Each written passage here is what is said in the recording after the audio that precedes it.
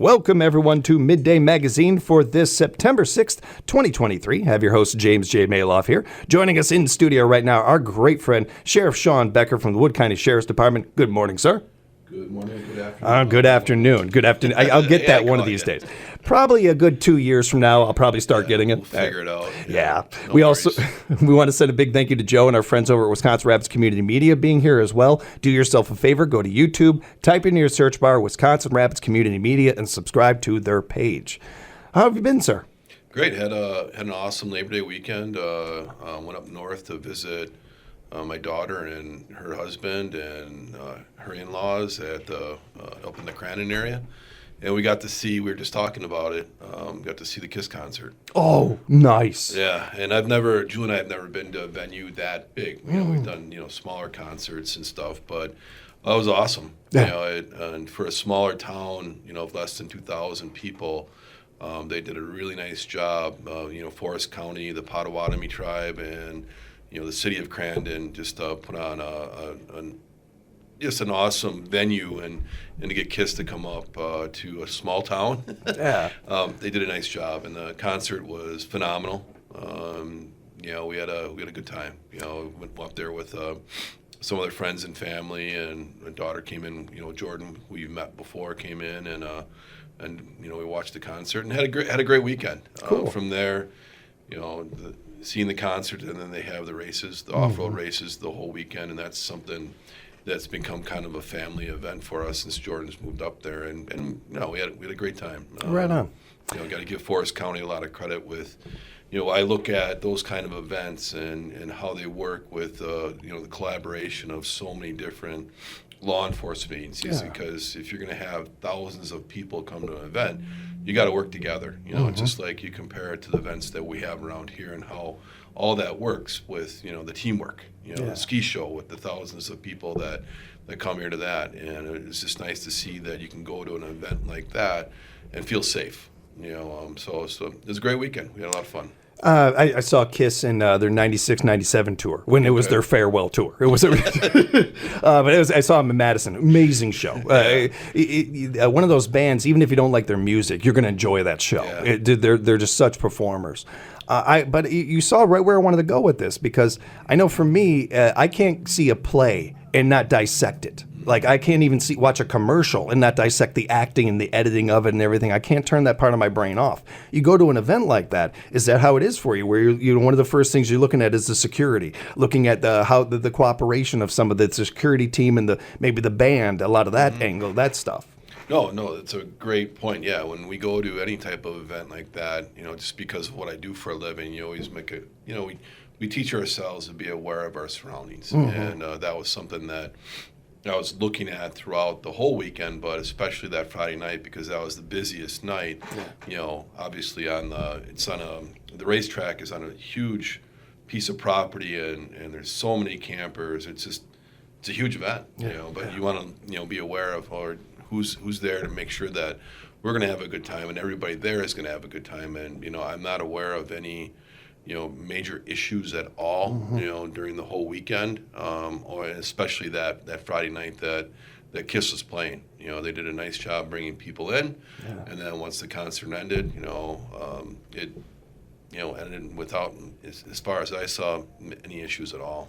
We, not for nothing, and it's a bit of a reach, but coming up in next year, I believe, 2024, Green Bay is going to host the NFL draft. Yeah. And having these huge events in these smaller areas, it's not for nothing what they pull off in Camden that they're going to be paying attention to. Right. How they did this, how they navigate the traffic, let alone, where you're going to put everybody, a lot of this stuff. As this state becomes more and more, I would say, accessible or just even more enticing to people, as we've seen the numbers of tourism in Wisconsin rising in that. This is something that we're going to have to pay more and more attention to going forward. Right, and not to get political, but you look at next year with the presidential election, Wisconsin's a battleground state, and the RNC is going to be in Milwaukee, and the Milwaukee County Sheriff's Department and the city. The Milwaukee Police Department, they're reaching out to all law enforcement, what is available, for mutual aid. And that happens for, any major event. You think about Packer games and how smoothly that these go over. Of course, there's always issues, when you have that many people come, but the way Brown County and the Green Bay Police Department, work that event, and they do reach out to law enforcement all, throughout the state to help out with, those games. That just shows you how, important it is that we talked about that teamwork approach. When another agency, reaches out, it's your duty and obligation to make sure that you're helping them out. I know that you've got some notes, and I want to get to those. But real quick, if you don't mind, I wanted to touch on with you recently the Rapid City Council put a proposal to consider ATV, UTV routes in the city. I've gotten to talk to Mayor Blazer about this and some of our Wood County board members. I was curious from your angle, from the law enforcement perspective, what you think of this. It goes back to the city, and you look at, and I know Mayor Blazer has brought it up, the opportunities of recreational opportunities, and you look at what other cities have done it, and what has the county been doing it. For a few years now, a lot of our townships, or most of them, are open, or at least there's routes through them. The county has a route system open as well. I know Grand Rapids has opened up some of their streets, and I look at it as moving forward with it. What kind of issues and concerns have been going on? Not to be reactive, but you want to still look at the public safety part of it. And we'll talk about a tragedy that happened over the weekend, but big picture wise, you got to look at the recreational value of UTV and ATVs. It's growing very fast. And I think if the city looks at it as, okay, how can we have a route system open to where people can enjoy it safely, connecting to, parts of the county, I don't have a problem with it. The approach that the county's taken has been very good. And I've talked about it before with our highway commissioner, Roland Hawk. When the pressure was coming from a lot of people to open up a lot of the county highways, he did it right. Number one, he reached out to us, got our thoughts and our ideas of it, and then did research on several of the county highways, and where the high traffic volume is. He didn't want to open those roads yet, and he hasn't. And that was I think the perfect approach. Do the research, connect with law enforcement, public safety, and then take a look at the routes. And if you have heavy traffic area, especially when you're dealing with truck traffic and things like that, like probably the biggest one that sticks out to us is County Highway A, going from Pittsville to Marshfield. A lot of people take that route instead of staying on the other state highways. That creates an issue when you're going to start to add, UTVs and ATVs there because of that high traffic volume. That could change. I mean, you could cross County Highway in certain areas, but he did it perfectly. And I think if the city takes a look at that, why not? It really, you look at what Grand Rapids has done, taking those small steps. We're going to open up these areas and then pay attention to it. And yeah, there's been a few concerns, but they haven't been as much as people initially probably thought. And I think it's a great opportunity for the city of Wisconsin Rapids to look at that recreational opportunity for people. We were just touching on the visitors and bringing people into the area and how important that is, and these kind of things can assist to that. Another thing that I'm curious of it may be helping with, and you would know better than I would in some of this, and just from some of the data I've seen. When it comes to drinking and driving. And just for those, just to put the stats out there were almost 23,000 convictions for operating while intoxicated, OWI, driving offenses in Wisconsin in 2022. Someone is injured or killed in an impaired driving crash every 2 hours in Wisconsin. We have a interesting love affair with alcohol in this state. Certainly a pride of it and in the creation of it and our brewer companies and that, and certainly even a kind of a look from the rest of the country of a kind of like almost a fun approach to drinking here in the state. And that's Wisconsin, that's how they are, and that kind of thing. When it comes to the numbers that we're seeing, when it comes to drunk driving and everything, and I'm just segueing from that one into this, but I don't mind kind of combining these two conversations. Sure. It is overwhelming that we haven't seen a dip in these numbers in a long time, that this is still an issue, it's still a problem. Helping with ATV use and some of this, do you see that maybe that could bring some of these numbers down if we do certain things like this?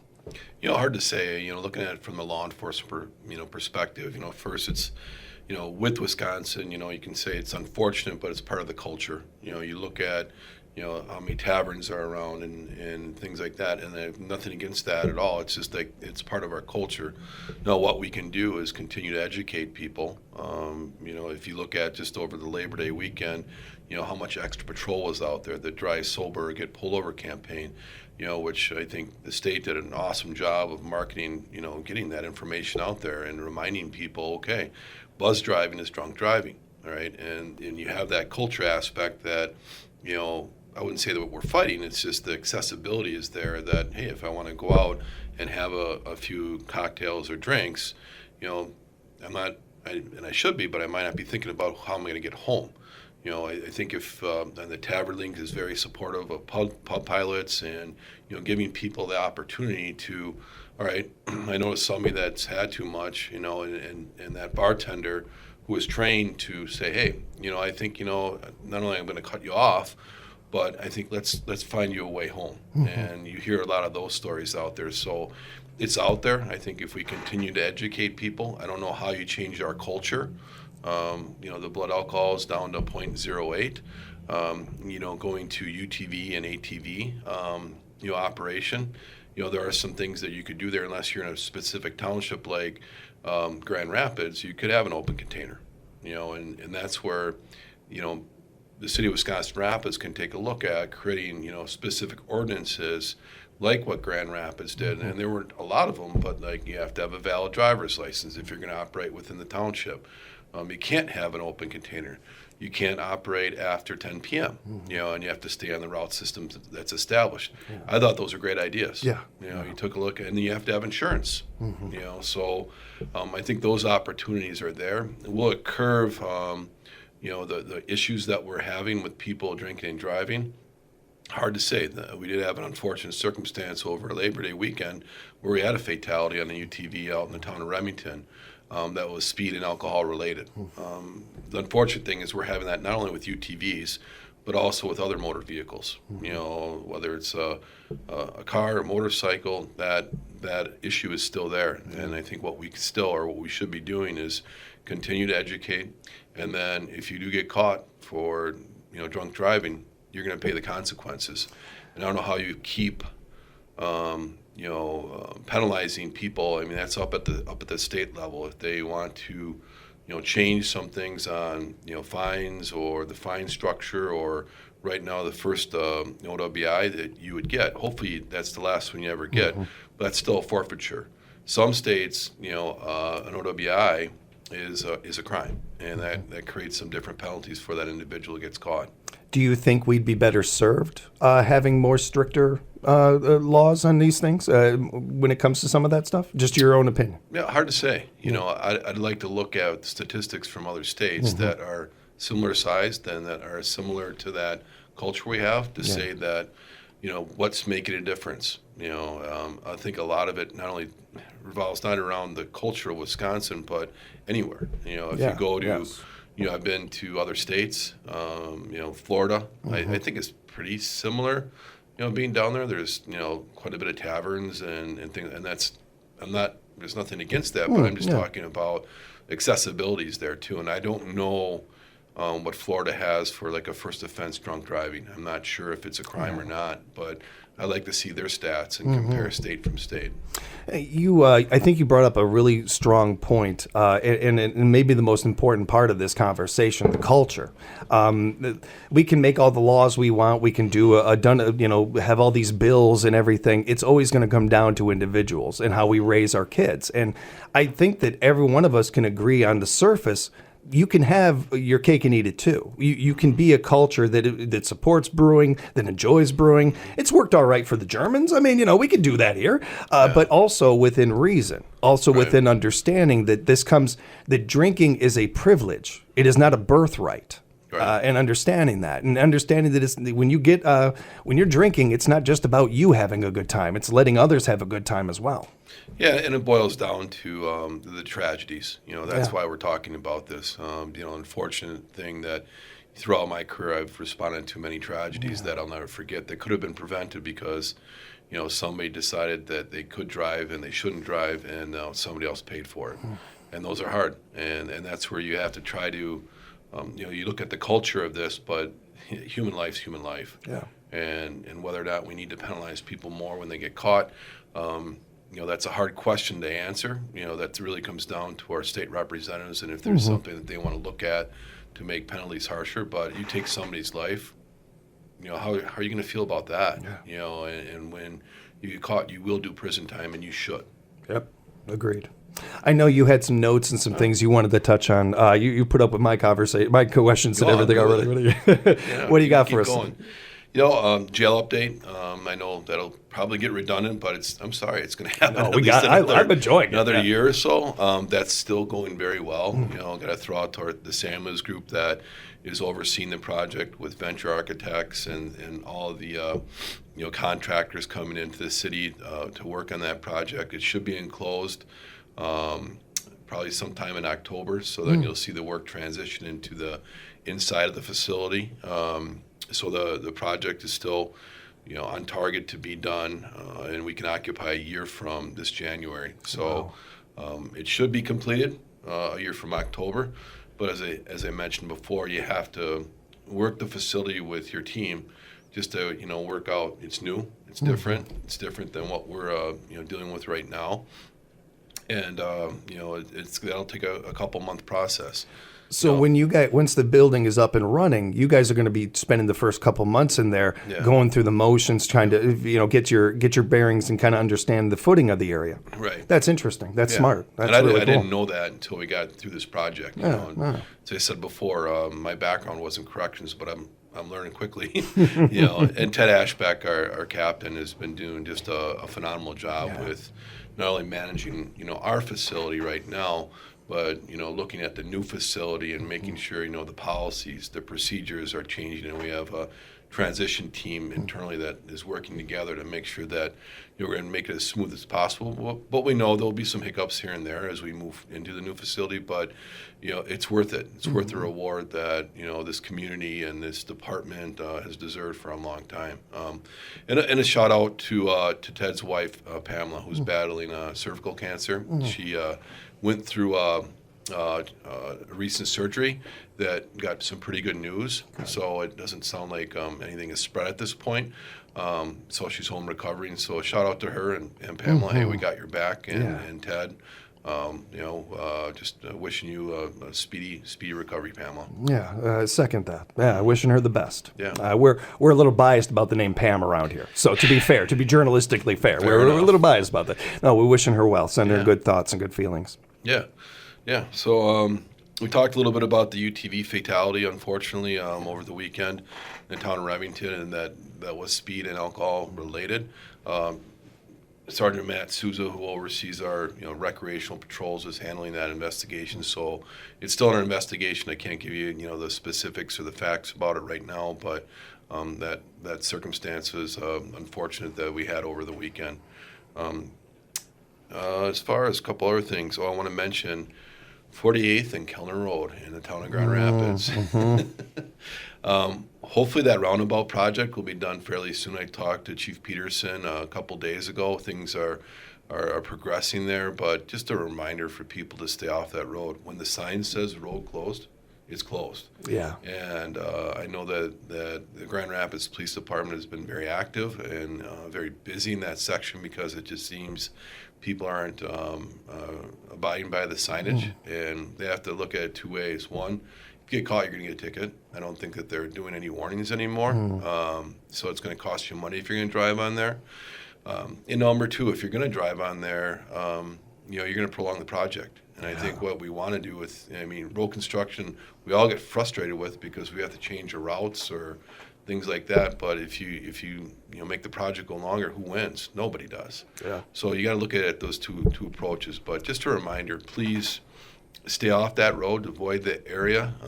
Hopefully it'll be done soon. I know the county highway department's resurfacing the whole area, and the roundabout should be done hopefully soon. But please just stay off the roads. Yeah, the longer you stretch this out, I mean, chances are the people that are doing this live in that area. You're taxpayers. You're paying for that road. You're only prolonging it and making it cost even more. By doing that. Why is this happening over there, though? Maybe it's just me. I don't hear normally of people doing this. If there's a road closed, usually we find another way around. People going through that doesn't seem to happen very often. Well, it's a busy road, and I think that's what probably people, they just have to adjust their driving. But it's probably one of the busiest roads, and probably the busiest road as far as a county highway in Grand Rapids. So you have to adjust to it and change. You got to add some extra time to your route. That's just the way it is right now. Yeah. But don't risk it. I believe I can hear at least 2-3 traffic stops a day, during the week that Grand Rapids is making, and it's just that it's unfortunate. The signs are there. It's clearly marked. Stay off the road. Just let them get the work done. We've been talking about this since we were kids, you and I, but it's never, we can't bring it up enough. Even when there aren't construction workers over there, be aware of that kind of thing. Mm-hmm. It's good routine to be in, even if it's after hours. It's good to be looking out for that. No, that's a great thing to bring up. The safety of the people that are working on these projects is number one. And if you're going to drive in that area, just think of a situation that somebody could get hurt too as well. I mean, their lives are even more important. So just stay off the roads, please. And to your point, this will get done faster if we're not doing this. So, be smart out there, find another route. Yep. And usually these things are laid out for you too. In fact, I think I even know that there's a sign that tells you to detour over that way, I think, if I have it right. There's always signs that tell people to detours and that. So there's really no excuses for this one, everybody. I mean, really, there isn't. You got to do this. Mm-hmm. No, I agree. And a couple things to bring up, our K9 unit. We had a golf outing recently over at the Ridges. Yeah. Extremely successful. Got to thank all of the golfers and the organizers and the sponsors. Spark Trucking, again, title sponsor, the event sponsor. I mean, what they do for our community is unreal. And our project manager, Samuel's Group, we're a big sponsor, Turnkey, another company that we work closely with, and then so many other ones, local stuff, people that just, either provided raffle items and stuff.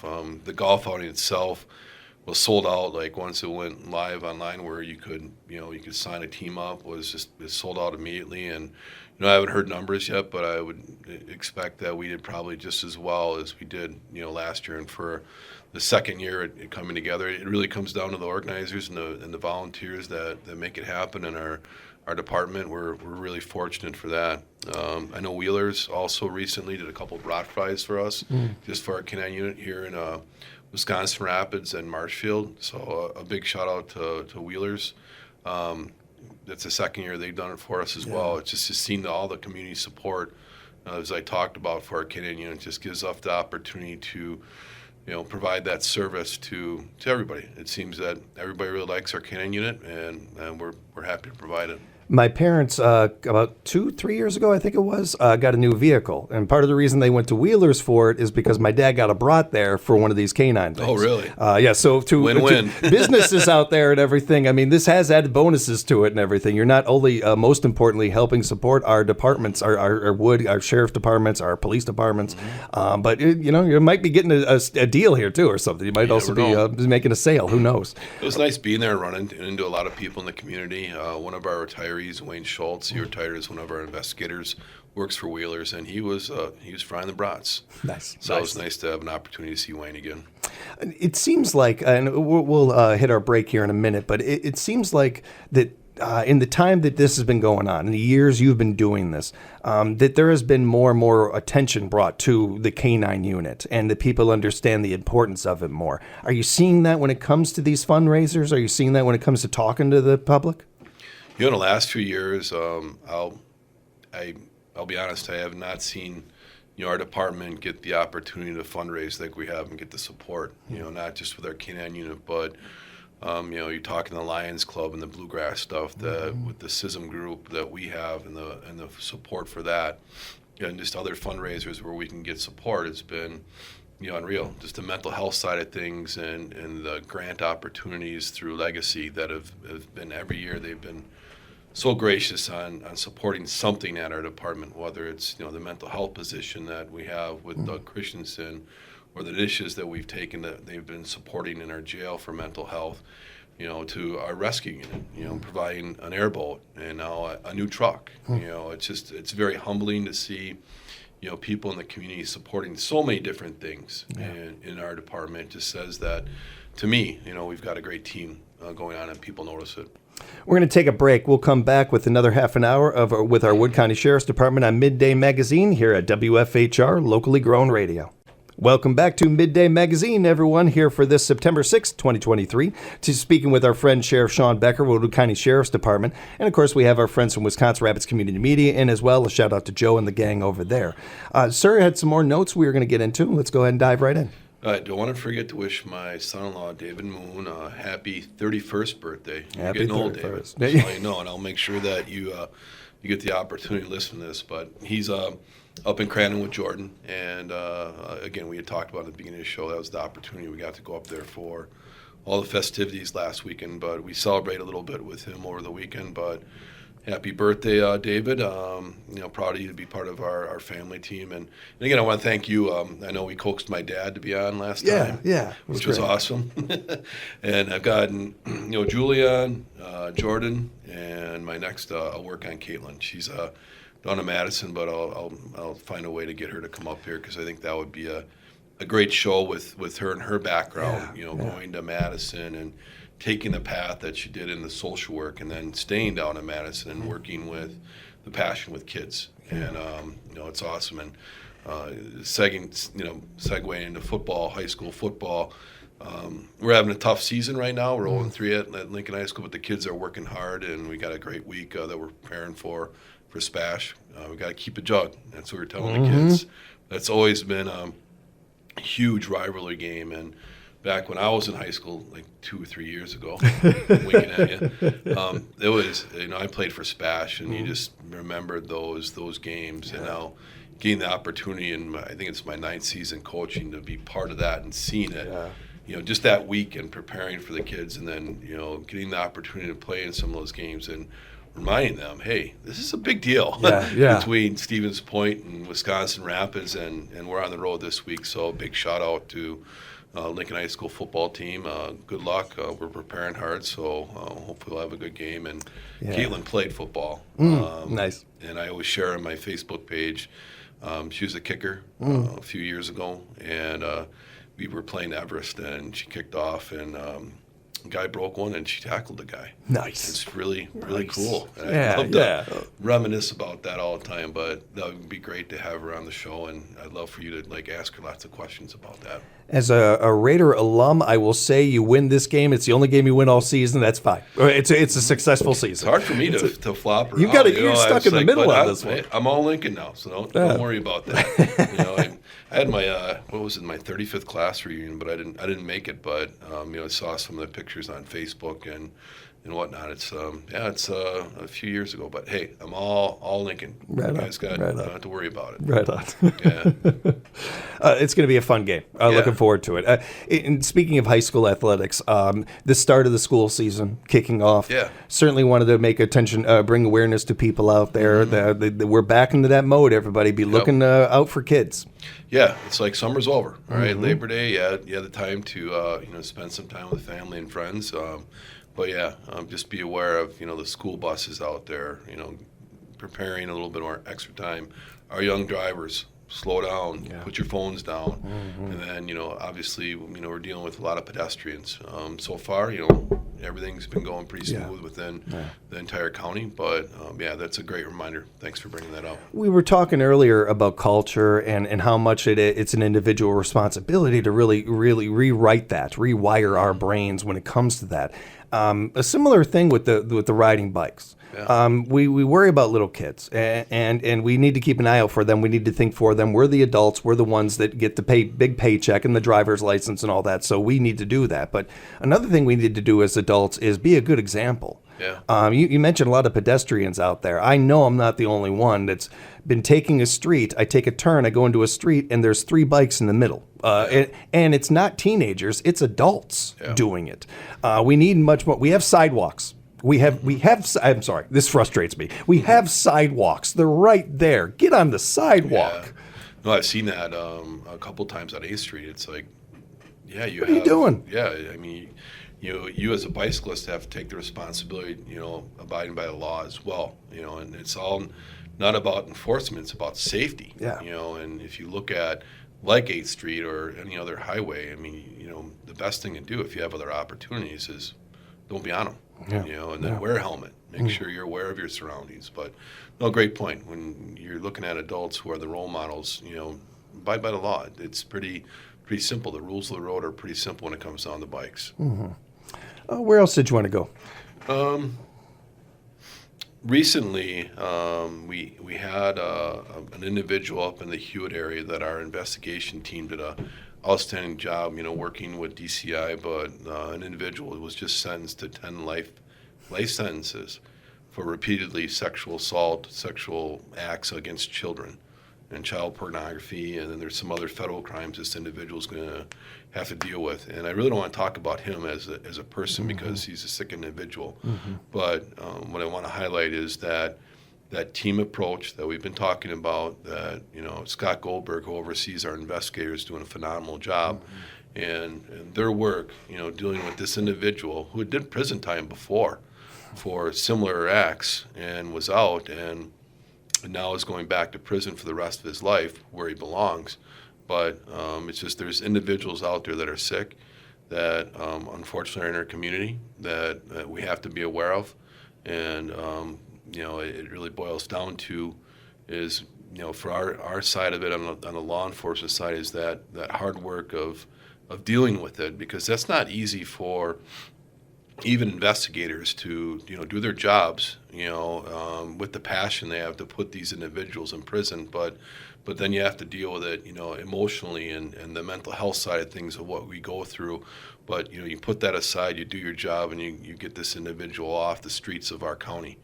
And I'm very proud of all of our investigators that took part of this investigation and did that. But that's something that, again, we talk about what we deal with, and having the experience as an investigator, that's hard because you're dealing with victims all the time. And, this is the worst of the worst, because what's happening is you have a child that's been repeatedly, assaulted from a young age, for many years. And then it comes to our attention and we do our investigation. And how is that child going to grow up? Hopefully, the mental health side of things and that support is going to be there for that victim throughout the rest of her life, because she's still very young. She's not even a teenager yet, and that's hard. Because you have to, as an individual, whether you're in law enforcement or not, look at what's going to happen. Furthermore, the person responsible, we know what's going to happen. We're not going to have to worry about that person ever walking the streets again and victimizing somebody else. But the focus now needs to be on the victim and helping that person get through the rest of their life, because it wasn't their fault at all. Journalistically, I should mention that I have no integrity with this subject. I was abused when I was 7. It's very personal to me. And I'd like to think the majority of society can agree that there is never an excuse to hurt a child or anything like that. There's no defense, there's no excuse, there's no reason for it. When it comes to, actually 2 questions when it comes to this. One, you and I both work at the Family Center. We care very much about the work that's being done over there. So expanding this conversation just a little bit more. Do you see from your perspective in the many years you have been in law enforcement, society getting a little bit more open to this conversation, to having the conversation, talking about it, taking away some of the stigmas to it and the hushed voices of it? Are we seeing some of that? I know that you and your department have been very, very forward about this. I've seen it, so I know. But overall, is this in law enforcement, when you're talking to other departments, other counties and such, are you seeing that? Well, first of all, I appreciate you sharing your personal experience, because that's not easy. All right.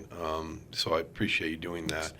I think through my career, I think that the services have been expanded, upon for people that are been victimized. At least, the help is still, or I think, growing. And if you look at that, that's a good thing, but then could it be a bad thing as well because this type of crime is still going on? You hear a lot about human trafficking and how that has been growing so much, in our country, and there's been a lot of attention to that. But then you have to look at what we were talking about. How do we take care of the victim after the criminal side is gone through and the person is held accountable for? I think that there's always room for improvement on that end of it because you have to look at the victim and listen to them and what their needs are and moving forward with them. I'm not a counselor. I'm not a psychologist, even though sometimes we have to pretend we are. We're on the road. Yeah. But, I'm not. So I couldn't, I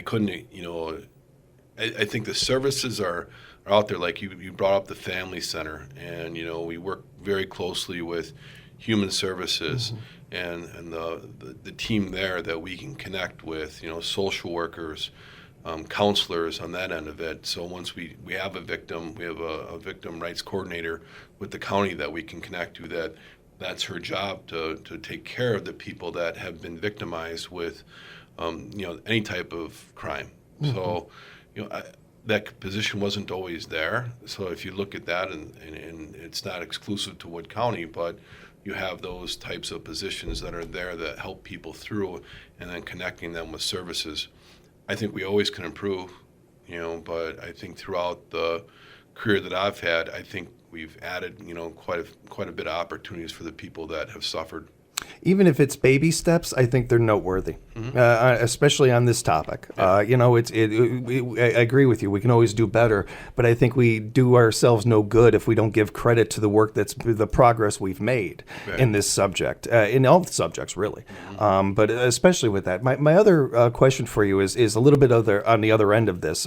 You mentioned this individual. You didn't say his name, and we were talking in our pregame a little bit about this. And I immediately thought of John Lennon. And I've talked about on the anniversary of his death, as many years as I've been on the air, we've talked about it. I've mentioned and I've rambled about my father being a big fan of his and everything. I have never said the individual's name that did this horrendous act, in part because part of the reason he did it is for fame and this. Right.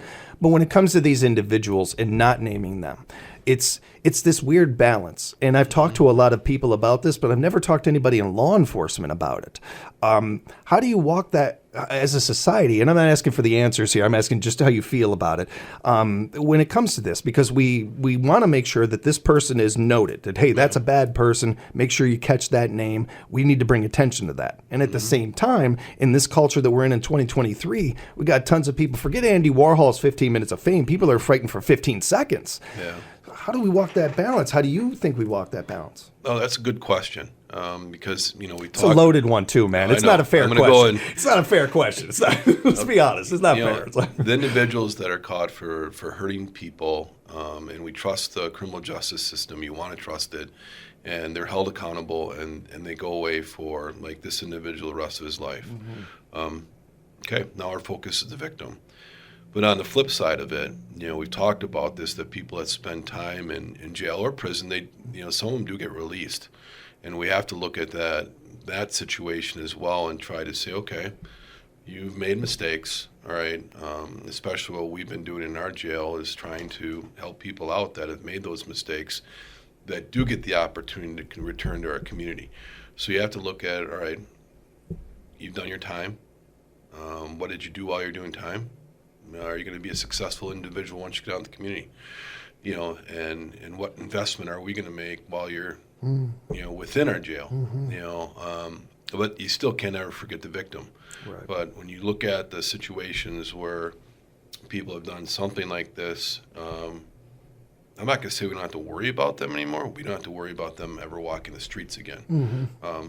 Fortunately, these are fairly rare, and you look at our inmate population, most of the people that are in our facility are going to return to the streets of our communities, and I think that we just have to continue to make that investment where they don't return, So I don't know if that's a fair way to answer Oh, it. I think it is, yeah. And I think it's as good of an answer as any, really. Honestly, it's not a fair question. I don't think it is. I was thinking about it as I was asking. I'm like, I don't know if I should really ask this, but I was curious of your take on it. Thank you for approaching it. Thank you for touching on it. There's certain people that don't deserve to walk the streets among us.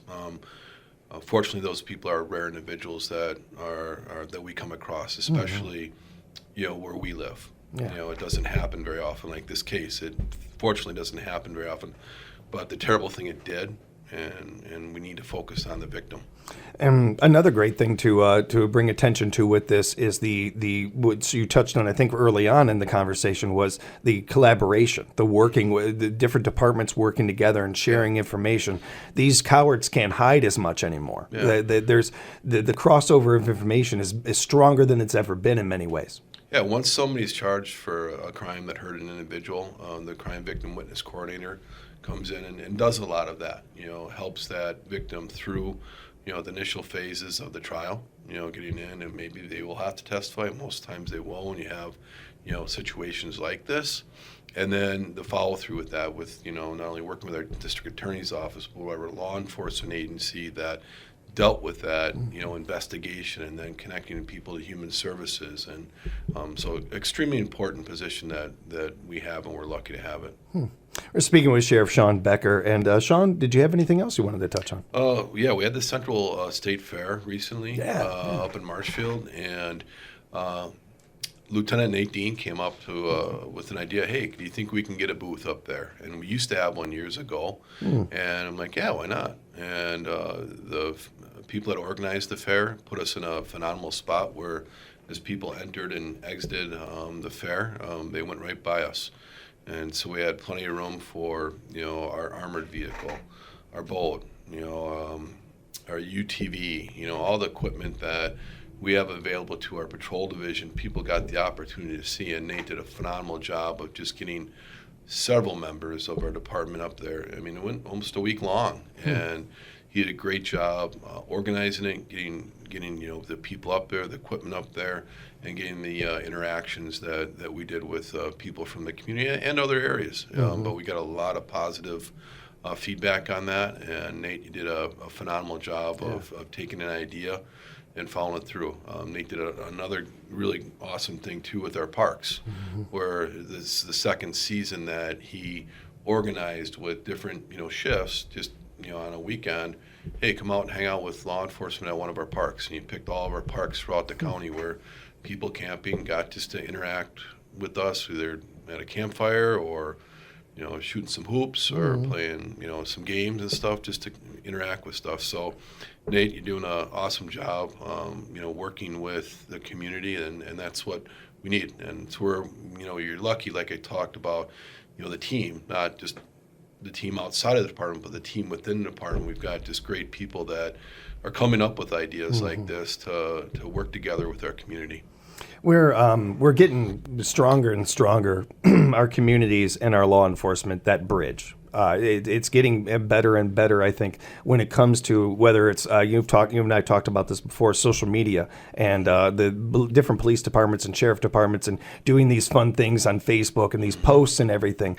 Again, young people are seeing that. To the individual, like just in-person things, when you're not so much seeing it online as you are actually experiencing it. Those kind of interactions, they're creating and strengthening that bond, really, between us and law enforcement more and more. And it's important for us as adults, but it's most important for the youth. It's most important for kids. I don't think anybody, no matter what you think of law enforcement, would ever want a child not to feel comfortable going to somebody with a badge. Right. That's really one of the key parts of all of this. Adults are adults. Think for yourself and all that. But kids, their brains are sponges.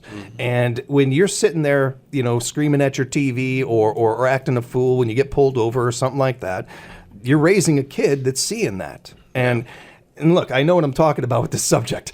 Not that I'm proud of this or anything, but I happen to have a father that got pulled over a couple of times. My dad has a real joke about this, of the difference of city people and some rural people when you're pulled over. City people, hands on the wheel. Yes, sir. Of course, sir. Whatever you need, sir. Country people tend to maybe bark a little bit more sometimes. It's a joke. Yeah, I know what you mean. it's a joke, but in all seriousness, this is one of those things where we, again, just as important as those actions that officer is taking, your individual responsibility and how you handle these situations. There is not a person in human history that has ever wanted to be pulled over. Nobody enjoys it. No. The officer is probably not even enjoying it. No. It's a job. It's what we've got to do. Go through the motions, do what you got to do, and be an adult and act respectable. Yep. No, I totally agree. We got a couple minutes left. Sure. Got about 3 or 4 minutes left. Certainly want to touch on the raffle. Yeah. One more. This will run through the rest of the month. But October 1st, we'll start drawing for a calendar raffle. We still have a few tickets on sale. They're $40 a piece, but there's lots of great prizes on here between not just exclusively to firearms, but you've got UTVs, lawnmowers, chainsaws, and things like that. So if you're still interested in buying one of our raffle tickets, they're $40. We got a few left, and just give us a call at the Sheriff's Department. We've got them out in the community as well, so you might see them.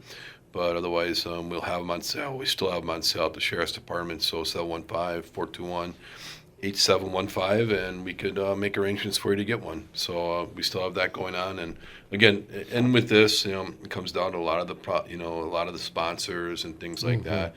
We have one gun on here, a Henry custom-made .22 rifle that has the new jail etched in the side of it. That's so cool.